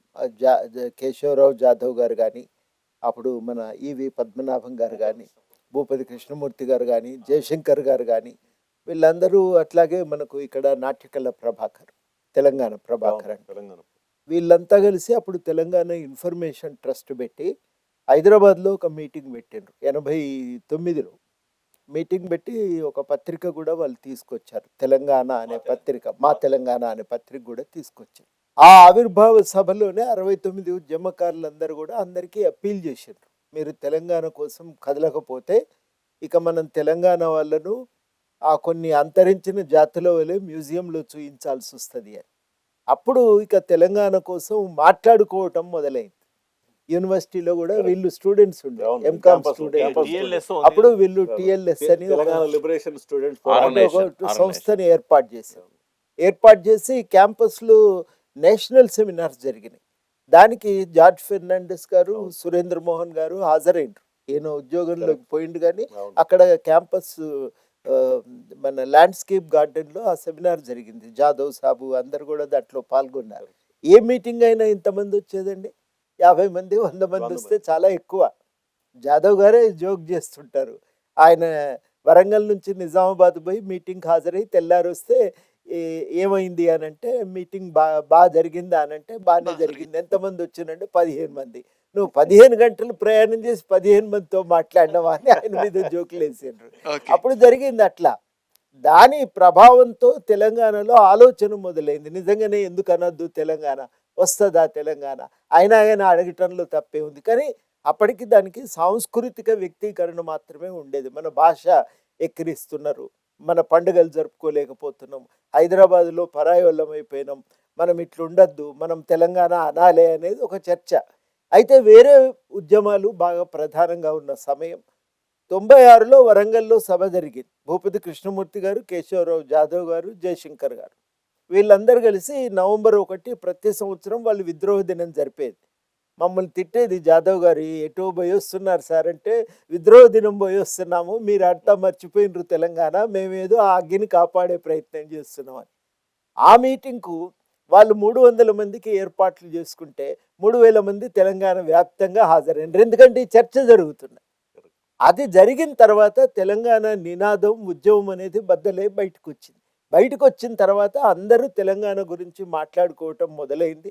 ఆ మొదలైన సందర్భంలో ఒక రాజకీయ పార్టీగా మొట్టమొదటిసారి నిర్ణయం తీసుకున్నది నక్సలైట్ పార్టీలే. అందులో మొట్టమొదటిది మావోయిస్టులు అయితే, మావోయిస్టుల తర్వాత వీరన్న, తర్వాత రాజయ్య గారు, కూర రాజన్న గారు, ఆ తర్వాత మిగతా పార్టీలు. ఆ తర్వాత అప్పుడు వీళ్ళంతా ప్రజా సంఘాలు పెట్టి తెలంగాణ వ్యాప్తంగా మీటింగులు పెట్టిండ్రు. అవి మామూలు మీటింగులు కాదు, ఎక్కడ పోయినా 200, 300, 500 దాకా కూడా హాజరై అద్భుతమైన చర్చ జరిగింది ఆ మీటింగ్లో. అక్కడ శాస్త్రి గారు వచ్చేది, మన బిఎన్ శాస్త్రి, తెలంగాణ శాసనాల మీద పరిశోధన చేసిన ఆయన, జయశంకర్ గారు, ఇట్లా వీళ్ళందరూ వెళ్ళి అక్కడ మీటింగుల్లో మాట్లాడేది. మన సంతపురి రఘువీర్ గారు, వీళ్ళంతా వెళ్ళి ప్రతి మీటింగ్లో మాట్లాడేది. జనార్దన్ గారు, వీరు వెళ్ళేది, ఈయన వెళ్ళేది, మాలాంటి వాళ్ళం వెళ్ళేది ఆ మీటింగ్లకు. ఆ మీటింగ్లు జరుగుతుండటం వల్ల తెలంగాణ విస్తృతంగా ప్రచారం జరిగింది. అప్పుడు విపరీతమైన ఒక హింస వాళ్ళ మీద ప్రయోగించింది ప్రభుత్వం. నక్సలైట్లనే ముద్ర వేసి ఎన్కౌంటర్లలో కూడా చంపినటువంటి సందర్భాలు బోలెడు ఉన్నాయి. ఈ నిర్బంధం కారణంగా మాట్లాడలేని స్థితి వచ్చినప్పుడు కనీసం ఓ రాజకీయ పార్టీ ఉంటే అండగా నిలబడుతుంది కదా అనే ఆలోచన మొదలైంది. దాన్ని బలంగా వ్యక్తీకరించిన వారిలో ప్రకాష్ గారు కరెక్ట్గా చెప్పిండ్రు. దాన్ని బలంగా వ్యక్తీకరించిన వారిలో జయశంకర్ గారు ఉన్నారు. వారు చెప్పటము, పాశం యాదగిరి లాంటి వారు అందరు కలిసి అప్పుడే కేసీఆర్ గారు ఉత్తరం రాశారు విద్యుత్ ఛార్జీల పెరుగుదల. పెరుగుదల ఆ నిరసన వ్యక్తం చేస్తున్నాడు. మరి ఈయనతో మాట్లాడితే లాభమేమో అని. మరి ఈ ప్రయత్నం అంతకుముందు చేయలేదా? ఇంద్రారెడ్డి గారు చేశారు, కానీ అది సమయం కాదు. ఈ సమయానికల్లా ఇంక అది కావాలనే నిర్ణయానికి రావటంతో అది క్లిక్ అయింది. ఇక వారు కూడా చాలా ఆలోచన చేసి వెనక ముందు ఊగిసలాడి చివరికి నిర్ణయం తీసుకున్నారు. వారి కుటుంబ సభ్యులు కూడా వారికి ఏమి మద్దతునివ్వలేదు. మొదటి దశలో ఎవరు మద్దతునివ్వలేదు. అనవసరంగా ఒక మంచి రాజకీయ కెరీర్ దెబ్బతిన్నదనే ఆలోచనతో ఉండిరు వాళ్ళు. బయట జనం మాత్రం దాన్ని పోనీయొద్దు, నిలబెట్టాలనే తాపత్రయం. కాబట్టి ఆ పార్టీ రావటం ప్రజా సంఘాలకు ఊతం ఇస్తే ప్రజా సంఘాలు ఆ పార్టీని కాపాడుకోవటానికి కవచంలాగా పనిచేస్తాయి. ఇది ఒక ప్రత్యేకమైన పరిస్థితి. మీరు భారతదేశంలో ఎక్కడ కూడా ఇట్లాంటి పరిస్థితి చూడరు.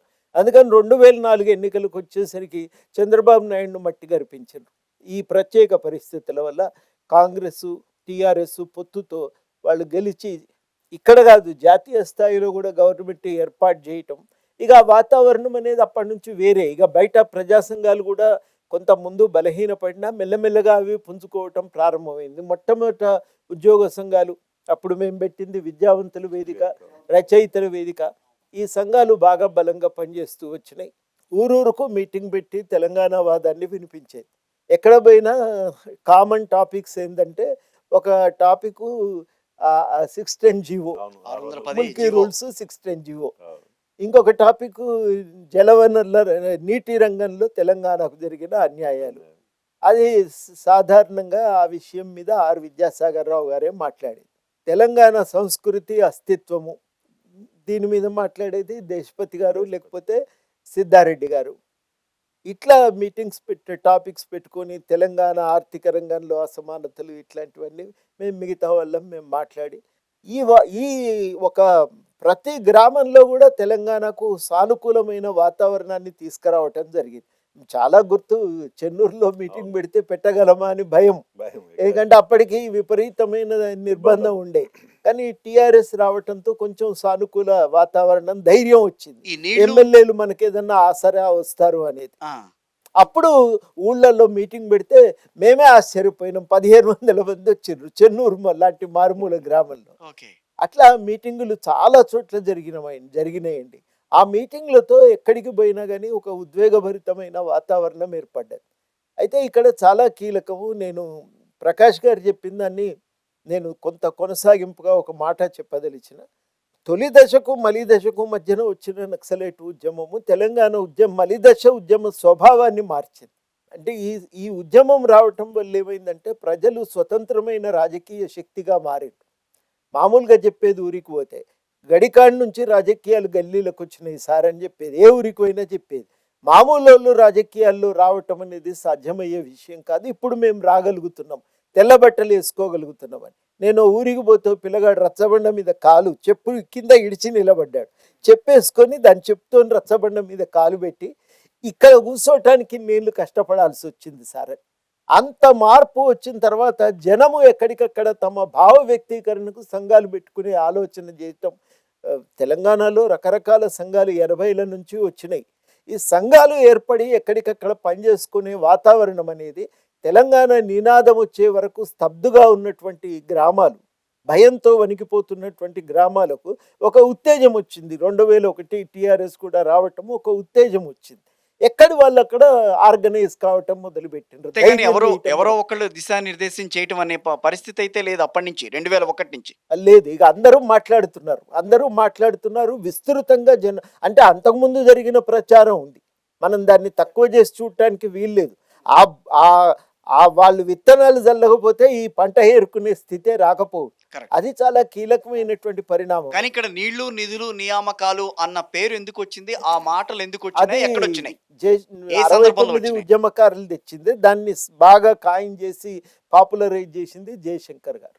మన కొట్లాటంతా నీళ్లు నిధులు నియామకాల కోసమే అని సింప్లిఫై చేసి ఊరూరికి దాన్ని తీసుకపోగలిగిండు కానీ జనం అట్లా అనుకోలే. జనం ఏమనుకున్నారంటే తెలంగాణ వస్తే మన ఇంట్లో మనం ఉంటాం, మనవి మనకు ఉంటాయి.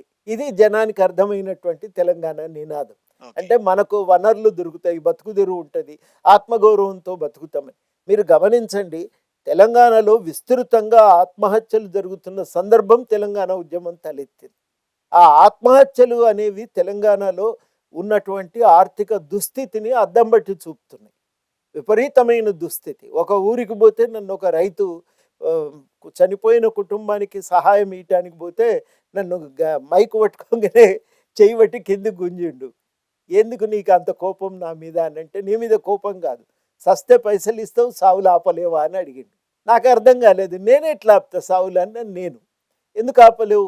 మా ఊరికి కనుక గోదావరి జలాలు గీడి నుంచి గీడికి వస్తాయి, ఆ నీళ్ళే కనుక మా ఊరికి వస్తే మా ఊళ్ళో చావులు జరగవు కదా, నువ్వు ఎందుకు ఆపుతలేరు? మీరు మాకు కావాల్సింది పైసల సహాయం కాదు, చావులు లేని తెలంగాణ రావాలి, అది రావాలంటే నీళ్లు రావాలి. అంటే అంత స్పష్టత జనానికి అప్పటికే ఏర్పడి ఉన్నది. వాళ్ళు ఏమన్నారంటే ఈ విషయాన్ని వాళ్ళకి అర్థమైంది ఏంటంటే మా బతుకుంటుంది, బతుకుదెరువు ఉంటుంది, అందుకని మాకు తెలంగాణ కావాలనేది ఆ వెంటనే అందుకున్నారు. ఇక వాళ్ళు అందుకని తెలంగాణ కోసం కొట్లాడటానికి వాళ్ళు రావటం మొదలుపెట్టారు. అందుకని ఊళ్ళల్లోకి పోతే 69లో నీళ్లు నిధులు నియామకాలకే పరిమితమై మాట్లాడడం అది ప్రధానమైన నినాదంగా ఉన్న చర్చ జరిగినప్పుడు మాత్రం విద్యారంగంలో జరిగిన అన్యాయం, వైద్య రంగంలో జరిగిన అన్యాయం, తెలంగాణ వ్యవసాయ రంగానికి జరిగిన అన్యాయం, ఇవి జనాలకు ఎట్లా చెప్పాలంటే, ఒకరోజు ప్రభాకర్ వాళ్ళ ఇంట్లోనే చర్చ జరిగింది. 10వ తరగతి ఫెయిల్ అయిన వాళ్ళకు కూడా అర్థమయ్యేటువంటి రీతిలో మనం తెలంగాణ గురించి చెప్పగలిగితే తెలంగాణ వస్తుంది. అది చెప్పటానికి మనం ప్రయత్నం చేయాలి. అప్పుడు గద్దర్ వాళ్ళతో పాటలు 98, 99 తెలంగాణ హిస్టరీ సొసైటీ వాళ్ళు ఆ 2 క్యాసెట్లు తీసుకొచ్చిండ్రు. 99 అనుకుంటా, 98, 99.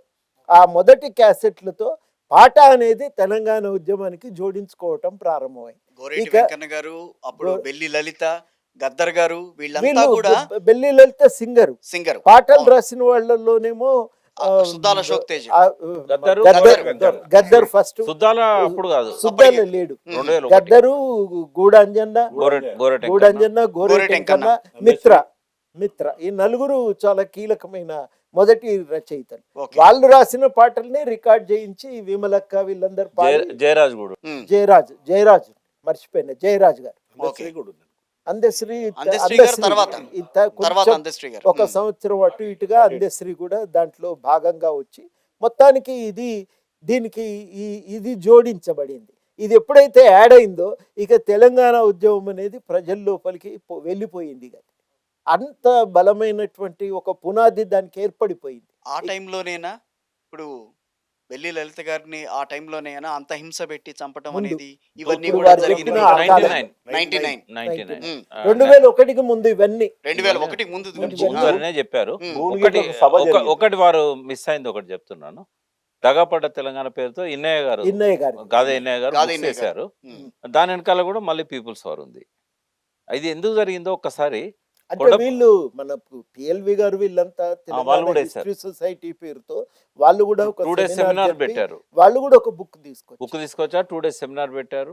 అయితే ఇక్కడ కొండపల్లి సీతారామయ్య గారు ఎప్పుడైతే ఆ నాయకత్వం నుంచి వైదొలిగారో, నల్ల ఆదిరెడ్డి చేతుల్లోకి, తర్వాత గణపతి చేతుల్లోకి పీపుల్స్ వార్ పోయింది. అప్పుడు చంద్రబాబు నాయుడు ఏం చేశాడంటే అన్ని సంఘాలను బ్యాన్ చేశాడు, ప్రజా సంఘాలను చేసి సంవత్సరానికి 1900 మందిని చంపేసుకుంటూ పోయాడు.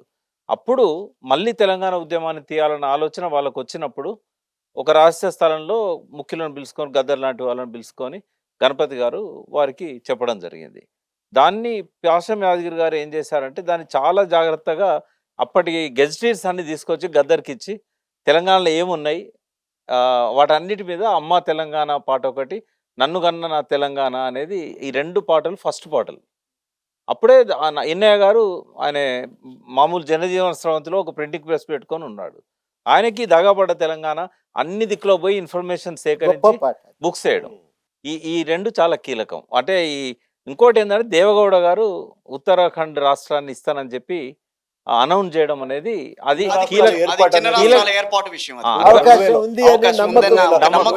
ఎట్లాగో కొత్త రాష్ట్రం వస్తుంది, అయితే 69 నుంచి కూడా 69 ఉద్యమకారులు వారు చెప్పిన పేర్లు ఉన్నాయి కదా, వాళ్ళు ఎన్నడూ విశ్రమించలేదు. ప్రతి సందర్భాన్ని వాళ్ళు ఉపయోగించుకున్నారు. ఉపయోగించుకున్నాం. అది కంటిన్యూ వచ్చింది. ఇందులో హిస్టారికల్ టర్నింగ్ పాయింట్ నాట్యకల ప్రభాకర్ వీళ్ళు కలిసి పెట్టిన దానికి అది. కొంచెం పూర్వరంగం ఏంటంటే ఉపేంద్ర గారికి హిమాయత్ నగర్ టికెట్ ఇస్తే ఓడించారు. పద్మనాభన్ గారు వీళ్ళంతా ఈడొచ్చి పోటీ చేస్తే ఇంకా మన తెలంగాణ ఏమవుతుందని ఒక సంఘంగా ఏర్పడి నరేంద్ర. ఆయన నోడించారు. నరేంద్ర. ఓడించి ఆలయ నరేంద్ర గారు, నరేంద్రని ఉపేంద్ర. గెలిపించారు. ఉమ్. అది మొదటి 83 లో రాజేసింది అక్కడ. 83 ఏమైందంటే నారాయణరావు గౌడ్ అని హిమాయత్నగర్ నుంచి పోటీ చేశాడు. ఆయన గెలిచిండని చెప్పారు. సడన్ గా హార్ట్ అటాక్ వచ్చింది ఆయన. నేనేంది ఎమ్మెల్యే కావడం ఏంది అని వెంటనే చనిపోయారు. ఓ దిక్కు పోలింగ్ కౌంటింగ్ కంప్లీట్ కాకముందు చనిపోయారు. అయితే ఆ ప్లేస్ లో ఉపేంద్ర గారికి ఇచ్చాడు ఆయన. ఉపేంద్ర గారు ఏంది ఇక్కడ నిలబడడం అని వీళ్ళంతా పోయి క్యాంపెయిన్ చేసి నరేంద్రని గెలిపించారు ఓకే. పార్టీలకు నరేంద్ర అతీతంగా. ఉమ్. ఆ. అట్లా అది రాజుకుంటూ పోయింది. ఇగ్నైట్ అంటే అయ్యింది. ప్రతి సందర్భము ఒక అవకాశాన్ని ఇస్తూ వస్తుంది అవును. ఉద్యమానికి. అవును, ఇచ్చినప్పుడు తీసుకోవాలి కదా. కానీ దాన్ని ఈ- వాడుకోవటంలో ఈ ఉంది. గాడ్స్ ఎవరైతే ఉన్నారో ఒక 10 మందే ఉంటారు, ఎక్కువ ఉండరు. ఈవి పద్మనాభం దగ్గర నుంచి రఘువీర్ రావు దాకా. కానీ మీ క్రెడిట్ అంతా జర్నలిస్టులకు ఇవ్వాలి. ఫస్ట్ 69 ఉద్యమాన్ని ఇగ్నైట్ చేసిన వాళ్ళల్లో 6 జర్నలిస్టులు ఉన్నారు. అందులో ఆంధ్రభూమి కీలకం. అక్కడి నుంచే స్టార్ట్ అయింది. ఈ ప్రతాప్ కిషోర్ వీళ్ళంతా అక్కడే ఉండే, పిఎన్ స్వామి అని, తర్వాత ఈ రఘువీర్ రావు గారు అని, వీళ్ళంతా ఆంధ్రభూమి నుంచి వచ్చిన వాళ్ళే. ఆంధ్రభూమి ఒకటే పత్రిక, అది తమిళనాడు వాళ్ళ మేనేజ్మెంట్ కింద ఉండే. తర్వాత సుబ్బరామరెడ్డి బ్రదర్స్ వాళ్ళు కొన్నారు, చంద్రశేఖర్ రెడ్డి వాళ్ళు. అప్పుడు ఆ ఒక్క పత్రిక క్రానికల్ అండ్ ఆంధ్రభూమి ఉద్యమాన్ని బాగా రాజేసింది. రైట్ అజయ్ గారు. విత్ ఇన్ ద పార్టీస్ లో కానీ ఉద్యమ సంఘాల్లో కానీ ఏం జరుగుతుంది చర్చలన్నీ బయటకు తీసుకుపోయేది జర్నలిస్టులే. అవును. కీలకంగా వ్యవహరించారు యా ఒక వారధిగా. అజయ్ గారు, మీరు ఇందాక మాట్లాడతానన్నారు. ఇందాక మన అందరి ఒక అభిప్రాయం ఏంటంటే ఆ, తెలంగాణ ఉద్యమానికి అనేక పోరాటాలు జరిగినాయి. విద్యార్థులు ఉద్యోగులే మొట్టమొదటి దీనికి కీలకం. దాని తర్వాత ప్రజలను మమేకం చేయలేకపోయి ఉన్నారు ఆ పరిస్థితి. అది తర్వాత కొన్ని ప్రజా సంఘాలు కూడా దానిలో భాగస్వామ్యం. కానీ దీనిలో స్పేస్ ఏంటంటే రాజకీయ కోణం లేకపోతే, రాజకీయ నాయకత్వం కనుక లేకపోతే ఈ సంఘం ఇది బలపడదు అనేటిది నిర్ణయానికి అందరూ వచ్చిండ్రు. దానికో వేదిక దొరికింది. మా వీటిలో కూడా చెప్పి ఉన్నారు ఏంటంటే మా ఉద్యోగ సంఘాలల్లో ఒక 60 డిపార్ట్మెంట్లు ఉంటే ఏ డిపార్ట్మెంట్కి ఆ డిపార్ట్మెంట్కి ఒక సంఘం ఉంటుంది. yes. ఈ అన్నిటి కామన్గా ఒకటి జేఏసీ అని ఉండేది. ఆ పదం అక్కట్లో డెవలప్ అయ్యింది. అన్నిటికి కలిపి ఒక జేఏసీ ఉండేది. కామన్ ప్రాబ్లమ్స్ సార్ట్ అవుట్ చేయడానికి ఉండే. ఆ వేదిక ఎట్లా ప్రబలిపోయింది అని అంటే డాక్టర్ల జేఏసీ, విద్యార్థుల జేఏసీలు జేఏసీ. వచ్చినాయి. నేను ఆశ్చర్యపోయిన ఇది జేఏసీ అంటే మళ్ళీ అందరు కలిసి ఉండాలి కదా. జాయింట్ యాక్షన్ కమిటీ అంటే అది- ఎవరికి వాడే జాయింట్ యాక్షన్ కమిటీ అంటే అనేది నాకు ఢిల్లీలో అందరూ బాకులు, జాకులు అంటే బాకులు వచ్చేది. 20 మంది 50 మంది దిగేది. వాళ్ళందరినీ అంటే అదొక కార్యక్రమం జరుగుతూ ఉండేది. అట్లా భాషకు పరిమితి లేకుండా, దాని అర్థాలకు పరిమితి లేకుండా అందరూ జేఏసీలు అయిపోయారు. నెంబర్ 1. నెంబర్ 2, ఉద్యోగ సంఘాలకు ఎట్లుంటుందంటే అప్పుడు సంఘ సంక్షేమం కోసమే ఒక ప్రకటన చేయాలి తప్ప బయటకు వచ్చి మాట్లాడేది లేదు. ఈ రాజకీయ ప్రయోజనం జరిగిన తర్వాత వాళ్ళు ఉద్యోగస్తులం అందరం నాయకులం అయిపోయినాం, పొలిటికల్ లీడర్లు అయిపోయినాం. వారు కూడా అట్లా space ఉద్యోగే కదా. దొరికింది. అందుకే చెప్తున్నా. ఇక తెలంగాణ ఆవిర్భావంలో ఇప్పుడు the smaller the state, the smaller the size, surface is more, we can accommodate all. అది మూల సిద్ధాంతం. చిన్న రాష్ట్రాలకు అది మూల సిద్ధాంతం అని నేను మా పార్టీలో కూడా గట్టిగా చెప్పేది. దానివల్ల అనేక ప్రయోజనాలు జరుగుతాయి. రెండో పాయింట్ ఏంటంటే వీళ్ళందరూ పెద్ద సార్ అక్కడ ఉన్నాడు కాబట్టి ఒక క్లాస్ రూమ్లో ఒక ఎంసెట్ బ్యాచ్ స్టూడెంట్ ఉంటాడు, ఒక యావరేజ్ స్టూడెంట్ ఉంటాడు, ఒక కిందోడు ఉంటాడు. వీళ్ళందరినీ కలిపి ఒకటే బోధన చేస్తే వీడు ఆత్మన్యూన్యత భావంకి వెళ్ళి ముద్ద అయిపోతాడు వాడు. సో సెగ్రిగేట్ చేసి ఇదొక బ్యాచ్, ఇదొక బ్యాచ్, ఇదొక బ్యాచ్ అని ఫోకస్డ్గా డెవలప్ చేస్తారు. అట్లనే వాళ్ళు ఉన్నతమైనటువంటి ఆదర్శ అంటే స్థితి కలిగినటువంటి ఆంధ్రను మేము అమాయకులతో కలిపి చదువు చెప్తే ఇది సాధ్యం కాదు అని చెప్పేదాన్ని బలంగా నాటినాం అదొకటి. తర్వాత వాళ్ళు ఏం చేసేదంటే నా టీవీలో ఇంటర్వ్యూలలో కూడా ఉంటుంది ఇట్లాంటి ముచ్చట్లు. వాళ్ళు ఏం చేయాలి, మీకు వచ్చి వ్యవసాయం నేర్పినాం, రెచ్చగొట్టేది, చెప్పులు దొడుగు నేర్పినాం రెచ్చగొట్టేది, అని రెచ్చగొడితే లేవడం లేపినాం, మార్నింగ్ లేవడం లేపినాం, నేర్పినాం తెల్లారి లేస్తే అని అంటే నేను అంత గ్రామీణ ప్రాంతంలో వివేచనని ప్రతికూల పరిస్థితుల్లో పక్షులు పశువులు వలసొస్తాయి. ఎటొస్తాయి అన్న, ఎటొస్తాయి? నీళ్ళు ఉన్న చోటికి ఆహారం ఉన్న చోటికి వస్తాయి. నువ్వు నా దగ్గరికి వచ్చినావా, నేను నీ దగ్గరికి వచ్చిన కొడుక అని ఇలా అనేక సార్లు అలా చెప్పాను. చెప్తే తట్టుకోలేక ఓ రోజు ఏం చేస్తారు, జగన్మోహన్ రెడ్డిది హౌస్ వార్మింగ్ సెరమనీ అవుతుంది, వీడు బాగా పెచ్చరిల్లిపోయి అన్ని అనేక వంకర మాట్లాడుతాడని, ఇగో నీ దగ్గర ఉమెన్ అయిపోతుంది వరంగల్ అన్నాడు. సంబరం అన్న. నేను ఉమెన్ ఎంపవర్మెంట్ మీద భావాలు కలిగిన నేను. సమాజ నిర్మాణం జరగాలంటే పేపర్ 1 పేపర్ 2, పేపర్ 1లో 90 మార్క్స్ వస్తే పేపర్ 2లో 0 మార్కులు, విమెన్ పేపర్లో 0 మార్కులు వస్తే you cannot get the rank. So paper 2లో కూడా రావాలని కోరిక బలంగా నేను CEO ఉన్నప్పటి నుంచి నాటేది ఇదంతా డాక్రా గ్రూపుల మీద దాని మీద. సో అలాంటివన్నీ నాకు వ్యంగ్యంగా మాట్లాడి నన్ను రెచ్చగొట్టే ప్రయత్నం చేస్తే నీ టికెట్ రాదు ఉమెన్కి వస్తుందా అన్నాడు. ఉమెన్కి అయితే సంతోషం సార్, నా భార్య PhD, కానీ నీదైతే ఏం చేస్తావు అని అన్న. పేరు చెప్పా, నీదైతే ఏం చేస్తావు అన్న. 6 లేదు 5 లేదు, నీకు ఐశ్వర్యం ఉంటుండొచ్చు కానీ 6 లేదు 5 లేదు మీరు తొక్కేసారు మీరు ఆడవాళ్ళను. మేము ఆడవాళ్ళను కూడా సమానంగా తీసుకుపోయేటువంటి పరిస్థితికి తెలంగాణలోనే ఆడవాళ్ళు పనిచేసిన వాళ్ళు ఉన్నారు. మీరు గుర్తుపెట్టుకోండి. ఇలా నేను ఒకసారి మెక్సికో పోయినా. మెక్సికోలో ఎంపీగా పోతే పార్టిసిపేషన్ ఆఫ్ ట్రైబల్స్ అంటే మైనారిటీస్ ఇన్ పార్లమెంటరీ డెమోక్రసీ అది సబ్జెక్ట్. 53 డెమోక్రటిక్ కంట్రీస్ వచ్చినాయి. వాళ్ళ ఉద్దేశాలు చెప్తూ ఉన్నప్పుడు నేను ఫస్ట్ డేనే ప్యానల్ స్పీకర్ అయినా అనుకోండి, అది వేరు ముచ్చట. Participation of women in parliamentary డెమోక్రసీలో పర్సంటేజ్ చెప్తాను. మీదంతా అభ్యుదయ భావాలు కలిగినటువంటి దేశాలు మా ఏమో నిచ్చెన సమాజం ఉన్న దేశం. ఈ నిచ్చెన సమాజ దేశంలో మాది తక్కువ ఉండే అవకాశం ఉన్నదని మీరు అనుకుంటారు. మీరు ఆడ మగ అందరూ సమానంగా తిరుగుతారు కదా మీ దేశంలో. మీ పర్సంటేజ్ ఏందని చూసి నా పర్సంటేజ్ 18 అని చెప్పిన. అన్నీ నా కనకిందని ఉన్నాయి ఉమెన్ పార్టిసిపేషన్ ఇన్ పార్లమెంటరీ డెమోక్రసీలో.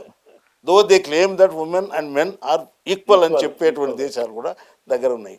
అనేక కారణాల వల్ల కొంత మనం తెలంగాణ ప్రాంతంలో కూడా ఎంప్లాయీస్ సంఖ్య ఇక్కడనే, మహిళల సంఖ్య ఇక్కడనే ఎక్కువ. ఎందుకంటే వ్యత్యాసం లేదు మనకు. ఇక అంతమందికి మాట ఇచ్చిన తర్వాత మేము మాట తప్పితే మామూలుగా ఉండకు. అటు చంద్రబాబు నాయుడు వ్యతిరేకించి టీడీపీ వచ్చింది, కాంగ్రెస్ నాయకత్వాన్ని వ్యతిరేకించి కాంగ్రెస్ నాయకులందరూ కూడా ఆ రోజు మీటింగ్ రాగలిగారు. నిర్ణయం కేంద్రీకృతమైంది, అమలు వికేంద్రీకృతమైంది. అది ఆ ఉద్యమానికి ఉన్న ప్రత్యేకత. అందువల్లనే ప్రతి ఒక్కరికి చొరవకు అవకాశం కలిగింది. తెలంగాణ ఎందుకు కావాలనే భావజాల వ్యాప్తిని ఆంధ్ర వాళ్ళకు అర్థం చేయించడంలో రామచంద్రమూర్తి గారి పాత్ర గుర్తు చేసుకోవాలి.